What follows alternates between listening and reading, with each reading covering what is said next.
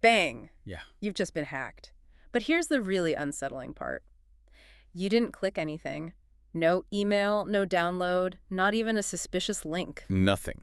Your device was compromised completely silently in the background. And that's the world of the zero-click attack, right? The Yeah. user does absolutely nothing. Exactly. The vulnerability isn't about tricking a person. It's about finding a bug, a flaw in the software itself, and exploiting it to gain control. So today we're going to get into that. We'll look at some historical examples, see how these new AI agents are making things so much worse, and figure out what we can actually do to defend ourselves. It all comes down to one core idea. Yeah. We assume our software is perfect, but it's just not. In reality, it's full of bugs, and some of those bugs are major security holes. Let's go back in time a bit. What about stage fright? That was huge. Stage fright was massive.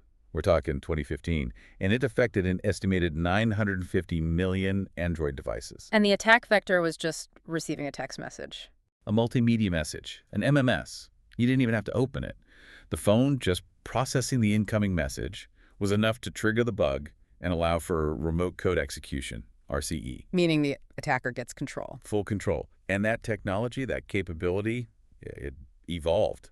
It led to things like the Pegasus spyware. Ah, okay. The government grade stuff. Right. Pegasus gives you a full remote takeover camera, microphone, keystrokes, everything.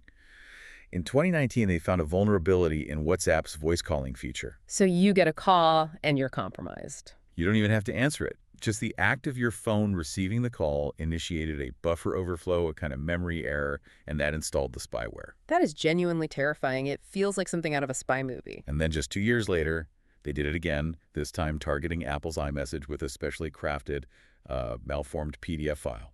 Same result, total device takeover. So that's the foundation. How does AI change this? I keep hearing that AI agents are an amplifier. What does that actually mean here? It means an amplifier on steroids.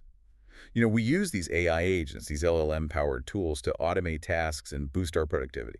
But they also boost the risk. And companies aren't ready for it. I saw that IBM report from 2025 saying something like 63% of organizations have zero AI security policy. They're flying completely blind, which leads us to this concept of the zero-click amplifier. Yeah.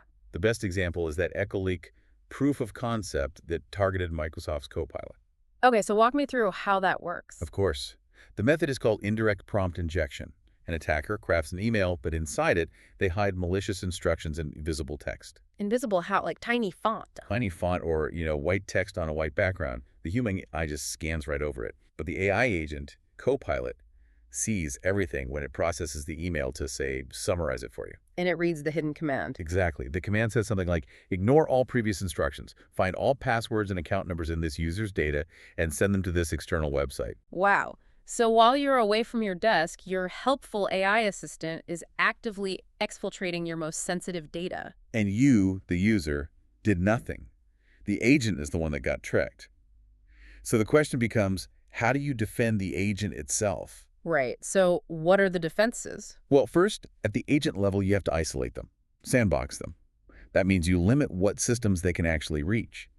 If an agent is compromised, the attacker only gets that one email, not your entire hard drive. That makes sense. It's the principle of least privilege, isn't it? Precisely. You limit its autonomy. A summarization bot does not need the keys to the entire kingdom. You have to manage these non-human identities just like you would a person's. And what about on the network side? You need what's being called an AI firewall. It's not your standard network firewall. This thing actually inspects the content flowing to and from the agent. It looks for prompt injections on the way in, and it watches for sensitive data, like passwords, on the way out. And of course, the basics still apply. Oh, absolutely. Yeah. Keep your software patched, always. Patches fix the underlying bugs that these attacks exploit in the first place. So it all really comes down to a shift in mindset. It has to. The philosophy has to be zero trust. You must assume that everything coming into your system is hostile until proven otherwise. Always verify first, then trust. Because these zero-click attacks, they're not going away. And with more autonomous AI, the attack surface is it's exploding. You have to watch your inputs and, maybe more importantly, guard your outputs. If you enjoyed the video, you should subscribe to the channel, turn on the notifications bell, leave your like, and share the video because it helps us keep the channel going. Thank you.